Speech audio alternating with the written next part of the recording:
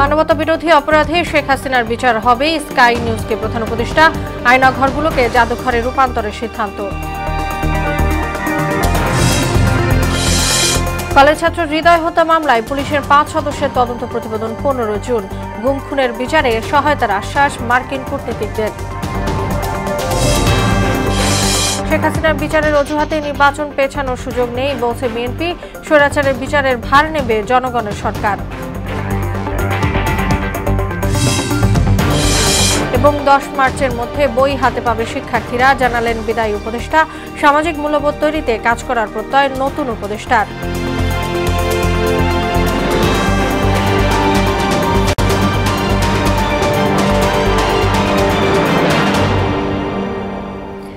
আসসালামু আলাইকুম, সবাইকে মোহনা সংবাদে স্বাগত। শুনছিলেন শিরোনাম, সঙ্গে আছি তাসনুবা বিনতে তাহের। এবার বিস্তারিত। মানবতা বিরোধী অপরাধে শেখ হাসিনা ও তার সহযোগীদের বিচারের মুখোমুখি হতেই হবে। যুক্তরাজ্য ভিত্তিক সংবাদ মাধ্যম স্কাই নিউজকে দেয়া সাক্ষাৎকারে এমন মন্তব্য করেন প্রধান উপদেষ্টা প্রফেসর মোহাম্মদ ইউনূস। বলেন, অপরাধের সব প্রমাণ সরকারের হাতে আছে। হাসিনাকে ফেরাতে ভারতের জবাবের অপেক্ষায় বাংলাদেশ। আয়নাঘরগুলোকে জাদুঘরে রূপান্তরের সিদ্ধান্ত হয়েছে বলেও জানান প্রধান উপদেষ্টা। আরও জানাচ্ছেন নাসির উদ্দিন। ছাত্র জনতার ব্যাপক বিক্ষোভের মুখে প্রধানমন্ত্রীর পদ থেকে ক্ষমতাচ্যুত হয়ে গত আগস্টে পালিয়ে ভারতে আশ্রয় নেন শেখ হাসিনা। তারপর থেকে সেখানেই নির্বাসিত। এরপর একে একে বের হতে থাকে আওয়ামী লীগ সরকারের গুম, বিচার বহির্ভূত হত্যাকাণ্ড সহ মানবাধিকার লঙ্ঘনের নানা চিত্র। যুক্তরাজ্য ভিত্তিক সংবাদ মাধ্যম স্কাই নিউজকে দেয়া সাক্ষাৎকারে শেখ হাসিনার বিচার প্রক্রিয়া নিয়ে কথা বলেন প্রধান উপদেষ্টা ডক্টর মোহাম্মদ ইউনূস। জানান, বিচারের প্রক্রিয়া বেশ দীর্ঘ, তবে শেখ হাসিনার অপরাধের সব প্রমাণ সরকারের কাছে রয়েছে। তাকে ফেরত দিতে আনুষ্ঠানিকভাবে ভারতকে জানানো হয়েছে। All the evidences are here, but she's not physically present in Bangladesh. So the question is, can we make her present in Bangladesh? That depends on India and also international law guiding all this system, how it works. So we'll be already asked India to hand over Hasina to Bangladesh to face the trial. So the question of trial is not if it will be happening in absentia or in her presence. It will be taking place, not only her, and all the people who were associated with her. Professor Yunus জানান, গেল 15 বছরে বিরোধী কণ্ঠ দমনে বন্দিশালা আয়নাঘরে চলেছে অমানবিক নির্যাতন। এসব বন্দিশালা জাদুঘরে রূপান্তরের পরিকল্পনা আছে।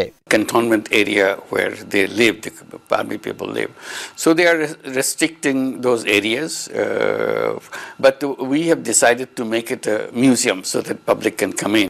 শেখ হাসিনার ভাগ্নি ও যুক্তরাজ্যের সাবেক অর্থনীতি বিষয়ক মন্ত্রী টিউলিপ সিদ্দিকীর বিরুদ্ধে দুর্নীতির অভিযোগ প্রসঙ্গে বলেন, বিষয়টি গুরুত্ব সহকারে দেখছে দুদক। The Corruption Commission is taking it very seriously. She has so many wealth left behind here. Rohingya ইস্যুতে মিয়ানমারের বিদ্রোহী গোষ্ঠী ও সীমান্ত সেনাদের সাথে নিয়মিত যোগাযোগ রাখা হচ্ছে বলেও জানান প্রধান উপদেষ্টা। Lots of paramilitary activities inside the camps. Nasir Uddin, মোহনা সংবাদ। It's not an easy thing.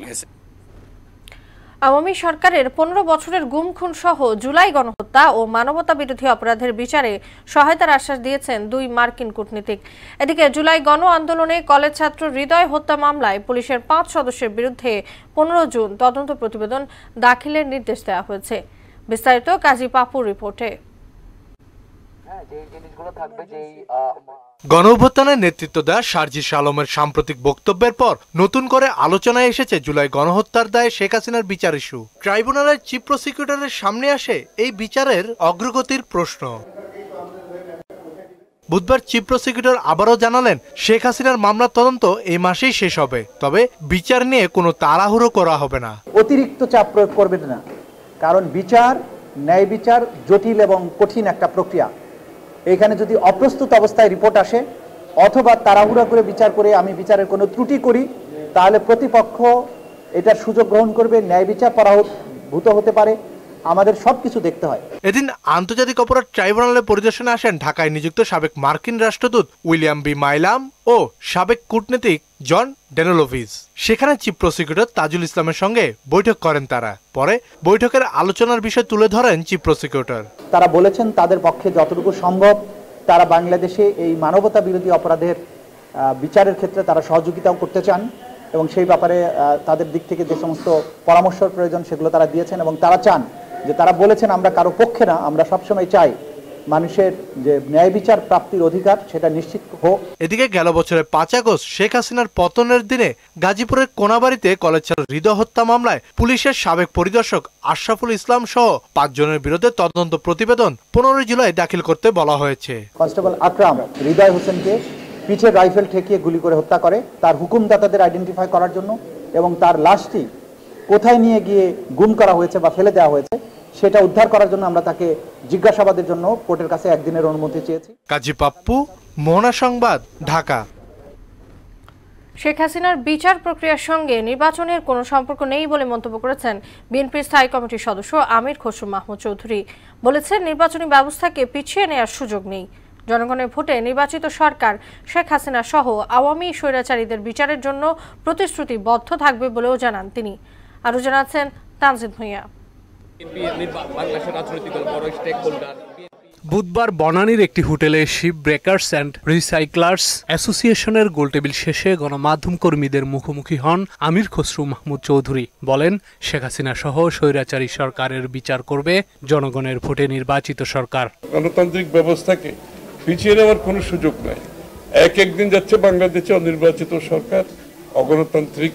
আমরা যে গণতন্ত্রের জন্য আমরা যুদ্ধ করেছি, জীবন দিয়েছি, ত্যাগ করেছি, একটি জনগণের কাছে তার ক্ষমতা মালিকানা ফিরিয়ে দেওয়ার জন্য, তার নির্বাচিত সরকারের জন্য, এবং যারা জনগণের কাছে দায়বদ্ধ থাকবে, জবাবদিহি থাকবে, শেখ হাসিনার বিচারের জন্য দায়ী থাকবে। এর আগে বাংলাদেশের জাহাজ শিল্পের পুনঃব্যবহার চ্যালেঞ্জ ও সম্ভাবনা নিয়ে গোলটেবিল আলোচনায় শিল্পের সম্ভাবনার কথা তুলে ধরেন বক্তারা। Bangladeshi ship recycling industry, I guess there are three things that needs to be done, and that has to be that everybody needs to be aware of the sustainability. বানানো এবং ভাঙার দুটো ইন্ডাস্ট্রিতে we are at the top for many 100 years. So আমাদের এইটা ফিরায় নিয়ে আসার সুযোগ আছে। এতে জাহাজ শিল্প আজ কেন হুমকির মুখে এমন প্রশ্ন রেখে এজন্য আমলাতন্ত্রকে দায়ী করেন আমির খসরু।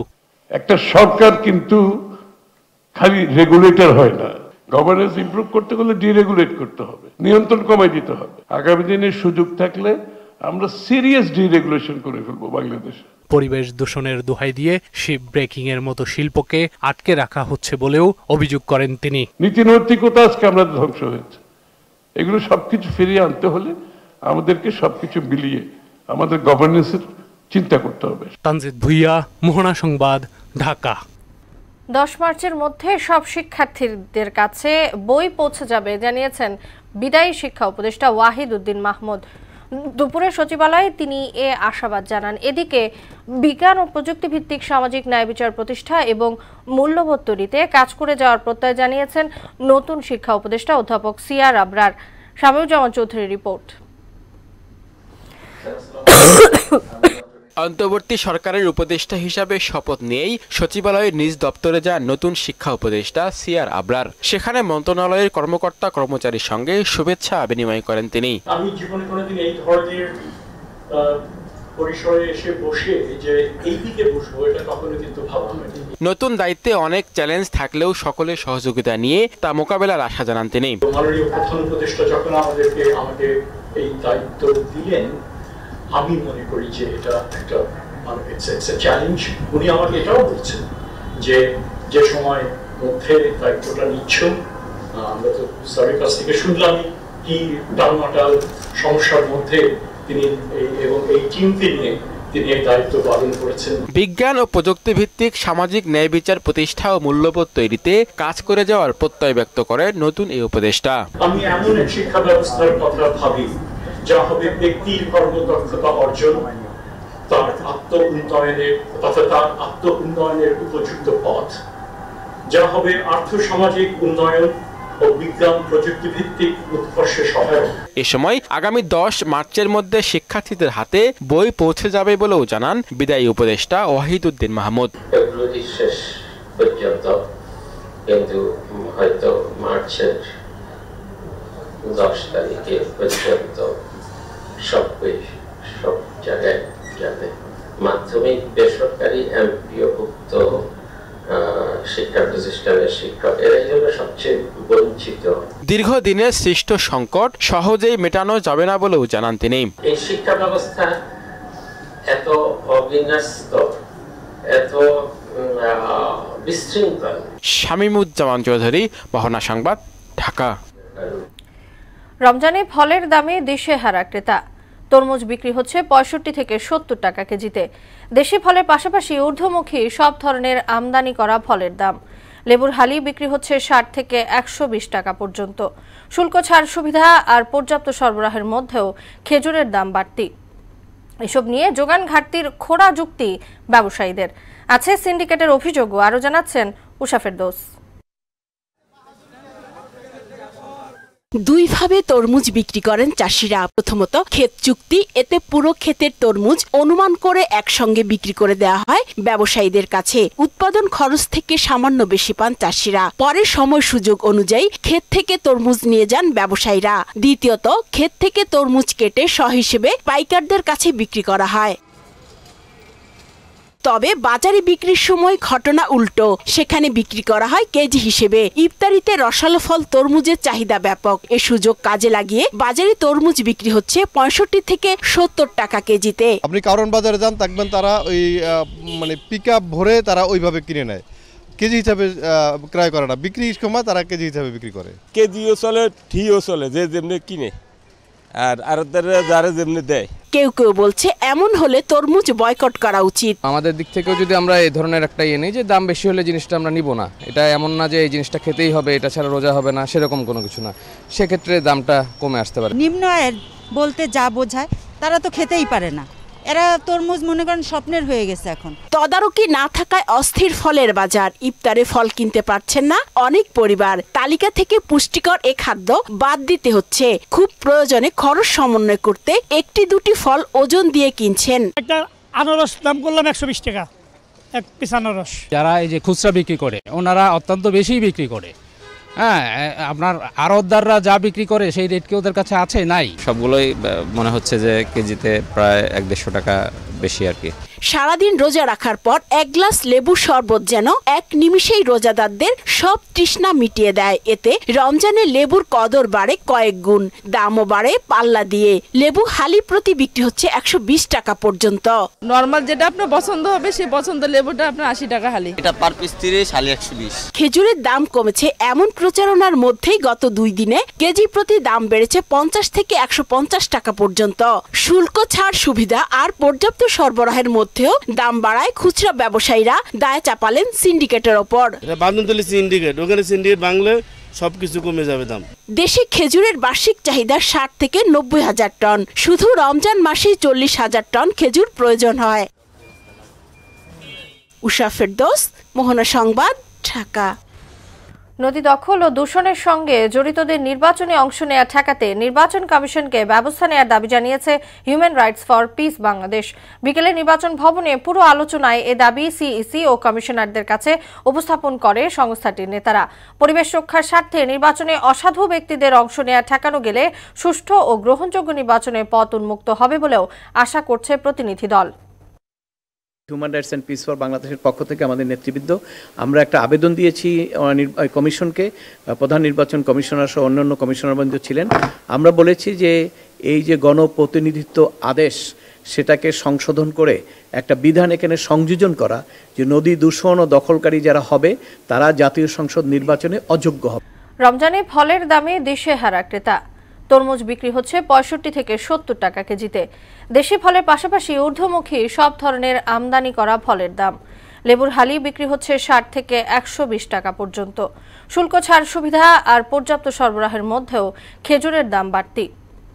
এসব নিয়ে যোগান ঘাটতির খোঁড়া যুক্তি ব্যবসায়ীদের। আছে সিন্ডিকেটের অভিযোগও, আরও জানাচ্ছেন উষা ফেরদৌস। দুইভাবে তরমুজ বিক্রি করেন চাষিরা। প্রথমত ক্ষেত চুক্তি, এতে পুরো ক্ষেতের তরমুজ অনুমান করে একসঙ্গে বিক্রি করে দেওয়া হয় ব্যবসায়ীদের কাছে। উৎপাদন খরচ থেকে সামান্য বেশি পান চাষিরা। পরে সময় সুযোগ অনুযায়ী ক্ষেত থেকে তরমুজ নিয়ে যান ব্যবসায়ীরা। দ্বিতীয়ত ক্ষেত থেকে তরমুজ কেটে সহিসেবে পাইকারদের কাছে বিক্রি করা হয়। তবে বাজারে বিক্রির সময় ঘটনা উল্টো, সেখানে বিক্রি করা হয় কেজি হিসেবে। ইফতারিতে রসালো ফল তরমুজের চাহিদা ব্যাপক। এ সুযোগ কাজে লাগিয়ে বাজারে তরমুজ বিক্রি হচ্ছে 65 থেকে 70 টাকা কেজিতে। আপনি কারণ বাজারে যান, দেখবেন তারা ওই মানে পিকআপ ভরে তারা ওইভাবে কিনে নেয়, কেজি হিসাবে ক্রয় করে না। বিক্রির সময় তারা কেজি হিসাবে বিক্রি করে। কেজিও চলে, ঠিও চলে, যে যেমনি কিনে আর যারা যেমনি দেয়। কেউ কেউ বলছে এমন হলে তরমুজ বয়কট করা উচিত। আমাদের দিক থেকেও যদি আমরা এই ধরনের একটা নেই যে দাম বেশি হলে জিনিসটা আমরা নিব না, এটা এমন না যে এই জিনিসটা খেতেই হবে, এটা ছাড়া রোজা হবে না, সেরকম কোনো কিছু না। সেক্ষেত্রে দামটা কমে আসতে পারে। নিম্ন আয়ের বলতে যা বোঝায় তারা তো খেতেই পারে না। এরা তরমুজ মনে করেন স্বপ্নের হয়ে গেছে এখন। তদারকি না থাকায় অস্থির ফলের বাজার। ইফতারে ফল কিনতে পারছেন না অনেক পরিবার। তালিকা থেকে পুষ্টিকর এ খাদ্য বাদ দিতে হচ্ছে। খুব প্রয়োজনে খরচ সমন্বয় করতে একটি দুটি ফল ওজন দিয়ে কিনছেন। একটা আনারস দাম করলাম 120 টাকা এক পিস আনারস। যারা এই যে খুচরা বিক্রি করে ওনারা অত্যন্ত বেশি বিক্রি করে।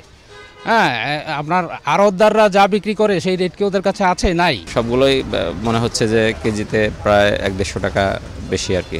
সারাদিন রোজা রাখার পর এক গ্লাস লেবু শরবত যেন এক নিমিষেই রোজাদারদের সব তৃষ্ণা মিটিয়ে দেয়। এতে রমজানে লেবুর কদর বাড়ে কয়েক গুণ, দামও বাড়ে পাল্লা দিয়ে। লেবু হালি প্রতি বিক্রি হচ্ছে 120 টাকা পর্যন্ত।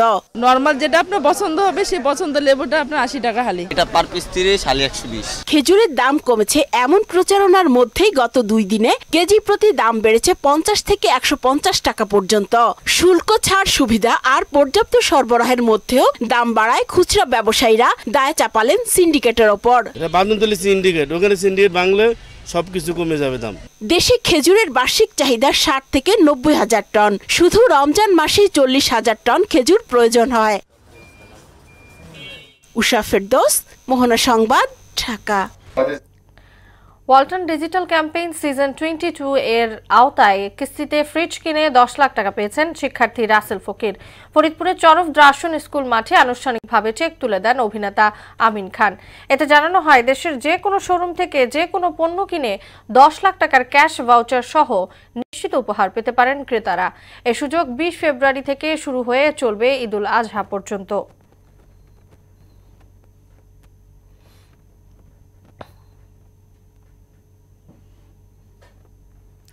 দেশের বাইরের খবর। পাকিস্তানের উত্তর পশ্চিমাঞ্চলীয় প্রদেশ খাইবার পাখতুনখোয়ার ডেরা ইসমাইল খান জেলার একটি সেনানিবাসে আত্মঘাতী বোমা হামলায় 6 হামলাকারী সহ মোট 21 জন নিহত হয়েছেন। আহত আরও 25 জন। হামলাকারীরা পাকিস্তানের নিষিদ্ধ রাজনৈতিক দল তেহরিক-ই-তালিবান পাকিস্তানের সদস্য। মঙ্গলবার সন্ধ্যায় সেনানিবাসের ওই এলাকায় 2টি বিস্ফোরক ভর্তি গাড়ি ঢুকে পড়লে হতাহতের এ ঘটনা ঘটে। অধিবেশন চলাকালে সার্বিয়ার পার্লামেন্টে স্মোক গ্রেনেড হামলা চালানো হয়েছে। মঙ্গলবার সার্বিয়ান পার্লামেন্টে কর্মপরিকল্পনা উত্থাপন করে প্রোগ্রেসিভ পার্টি এসএনএস নেতৃত্বাধীন ক্ষমতাসীন জোট। এতে ক্ষুব্ধ হয়ে পার্লামেন্ট ভবনে তুমুল হট্টগোল শুরু করে বিরোধী পক্ষ। এক পর্যায়ে হাতাহাতিতে রূপ নেয় পরিস্থিতি। ধস্তাধস্তিতে আহত হন 2 সংসদ সদস্য। শেষ করব মোহনা সংবাদ। যাওয়ার আগে শিরোনামগুলো জানিয়ে দিচ্ছি আরো একবার।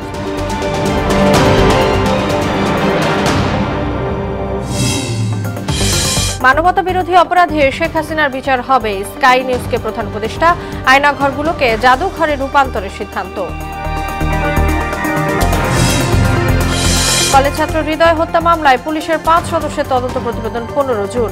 গুম খুনের বিচারে সহায়তার আশ্বাস মার্কিন কূটনীতিকদের।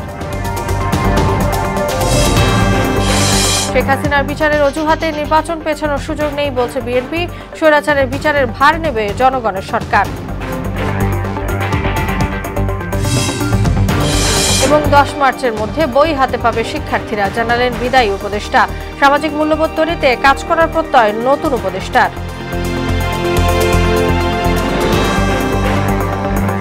এই ছিল মোহনা সংবাদে। পরবর্তী সংবাদ রাত 12:30টায়। মোহনা সবশেষ খবর জানতে ভিজিট করুন www.mohana.tv।